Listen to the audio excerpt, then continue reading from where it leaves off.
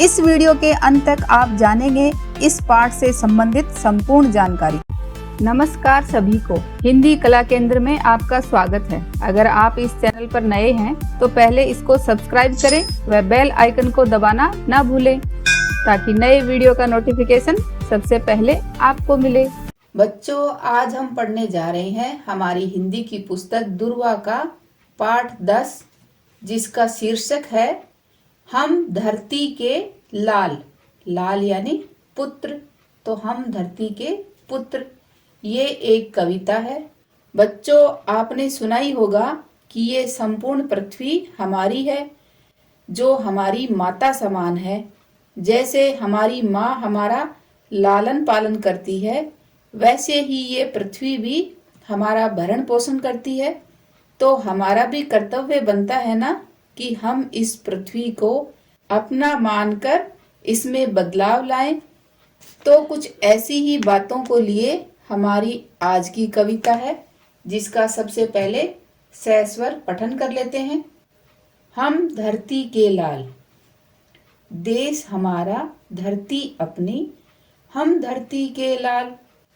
नया संसार बसाएंगे, नया इंसान बनाएंगे। सुख स्वप्नों के स्वर गूंजेंगे, मानव की मेहनत पूजेंगे। नई कल्पना, नई चेतना की हम लिए मसाल, समय को राह दिखाएंगे। एक करेंगे हम जनता को, सींचेंगे समता ममता को। नई पौध के लिए पहनकर जीवन की जयमाल, रोज त्योहार बनाएंगे।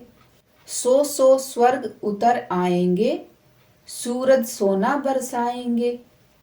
दूध पूत के लिए बदल देंगे तारों की चाल। नया भूगोल बनाएंगे, नया संसार बसाएंगे। और इस कविता के लेखक हैं शील। अब इस कविता को अर्थ के साथ समझते हैं। जैसा कि हमने जाना कि इस कविता में कवि ने एक सुनहरे भविष्य की रचना के लिए अपने संकल्पों के बारे में लिखा है। देश हमारा, धरती अपने, हम धरती के लाल। कवि इस कविता के माध्यम से हमें कह रहे हैं कि ये देश हमारा है, धरती भी हमारी है और हम इस धरती के लाल। लाल यानी पुत्र, तो हम इस धरती के बेटे हैं। जैसे हम अपनी माँ के लाल हैं, वैसे ही ये धरती भी हमारी माँ के समान है, क्योंकि ये भी हमारा भरण पोषण करती है, इसलिए हम इसके भी लाल हैं। नया संसार बसाएंगे, नया इंसान बनाएंगे। तो हमारा भी इस धरती के लिए कुछ कर्तव्य है कि जितने भी यहाँ पर बुराइयां हैं उनको हम हटा देंगे और एक नया संसार बसाएंगे और नया ही इंसान बनाएंगे, जो इन बुराइयों से दूर हो, सुख शांति में जीने वाला हो। सुख स्वप्नों के स्वर गूंजेंगे। और जब हम एक नया संसार जो बनाएंगे उसमें क्या होगा? स्वप्नों का अर्थ होता है सपना और स्वर का अर्थ है आवाज। तो उस दुनिया में सपनों के जैसे खुशी व उमंग के स्वर गूंजेंगे। मानव की मेहनत पूजेंगे, और जहाँ पर मानव मेहनत करेंगे उनका आदर किया जाएगा और उनकी मेहनत का मेहनताना उनको दिया जाएगा। जितनी वो मेहनत करेंगे उतनी उनको कमाई भी दी जाएगी। नई कल्पना, नई चेतना की हम लिए मसाल। चेतना का अर्थ है ज्ञान मूलक मनोवृत्ति और मसाल का अर्थ है, ये बच्चों आपने अपनी स्कूल में स्पोर्ट्स डे के दिन जरूर देखी होगी, ऐसी लकड़ी या लोहे की छड़ जिसके एक सिरे पर रोशनी हेतु कपड़ा लपेटा हो। तो इस मसाल का यहाँ पर अर्थ है कि मार्गदर्शन करना। तो ऐसा संसार बसाएंगे जिसमें नई कल्पना, नई चेतना को बढ़ाने के लिए आगे मार्गदर्शन करेंगे और समय को राह दिखाएंगे। तो राह दिखाने का अर्थ तो बच्चों ऐसे होता है कि रास्ता दिखाना, लेकिन यहाँ पर समय को राह दिखाने से अर्थ है कि आने वाले समय में नए बदलाव करेंगे, नई सोच बनाएंगे। तो इस पद की व्याख्या कैसे करेंगे? प्रस्तुत पंक्तियों में कवि ने बताया है कि यह भारत देश हमारा है, यह धरती भी अपनी है और हम सब इस धरती की संतान हैं, अर्थात सभी धरती के लाल यानी पुत्र हैं। हम इस संसार को परिवर्तित कर नया संसार बनाएंगे। यहाँ बसने वाले मनुष्यों को नया रूप दिया जाएगा।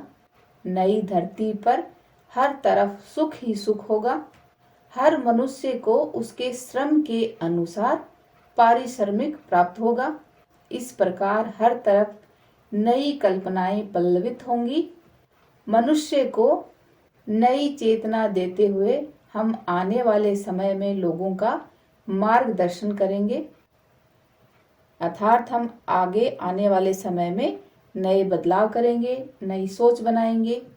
कवि आगे कहते हैं, एक करेंगे हम जनता को, इस सभी जनता को हम एक करेंगे। जनता यानी जो जनसाधारण प्रजा है, उन सबको एक करेंगे, क्योंकि एक होकर ही हम कोई बदलाव कर पाएंगे।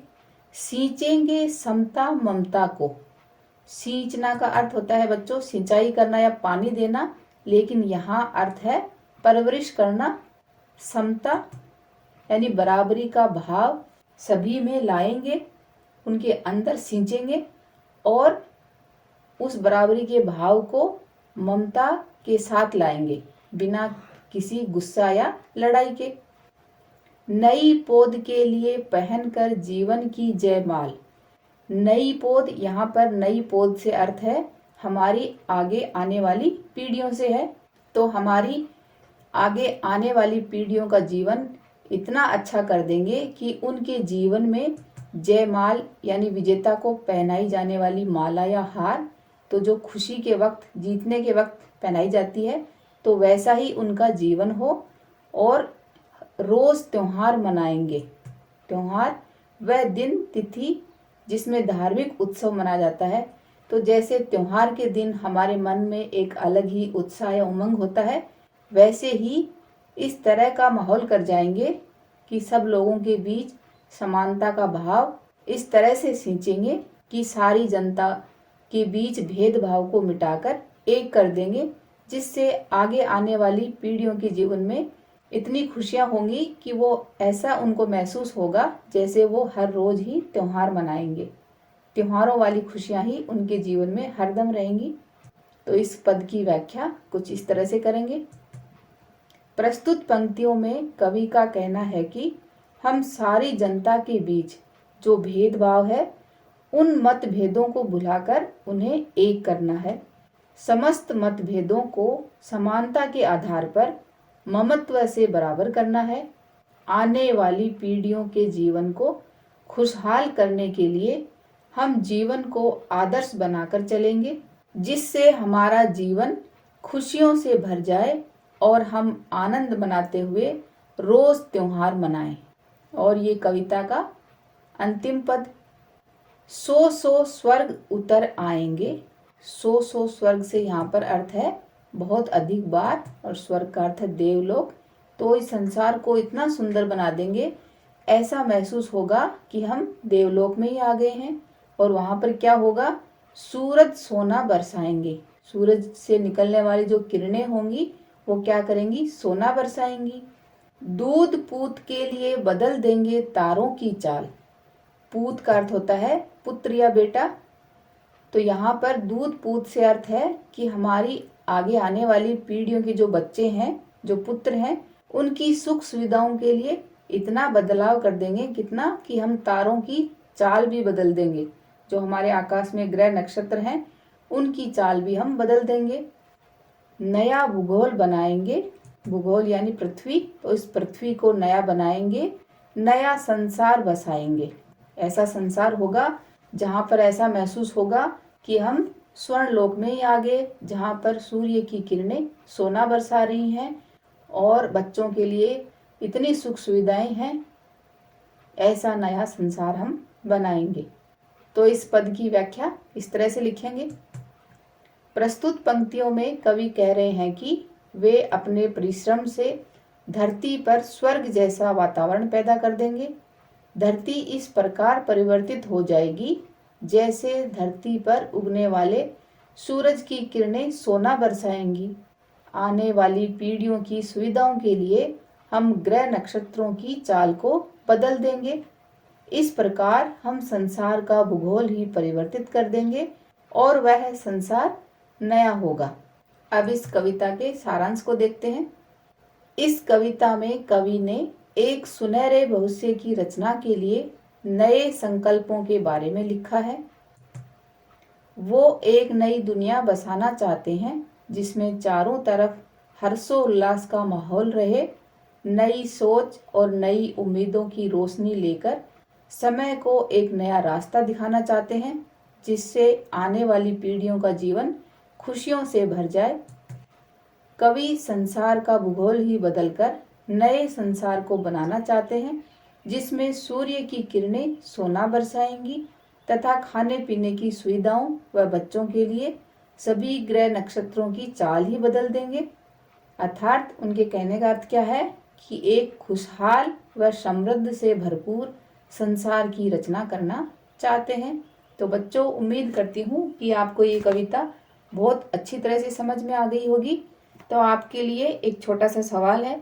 एक तो इस कविता के लेखक का नाम क्या है, दूसरा इस कविता में नई पौध से क्या अर्थ है। इन दोनों सवालों के जवाब आप मुझे कमेंट बॉक्स में लिखकर बताना।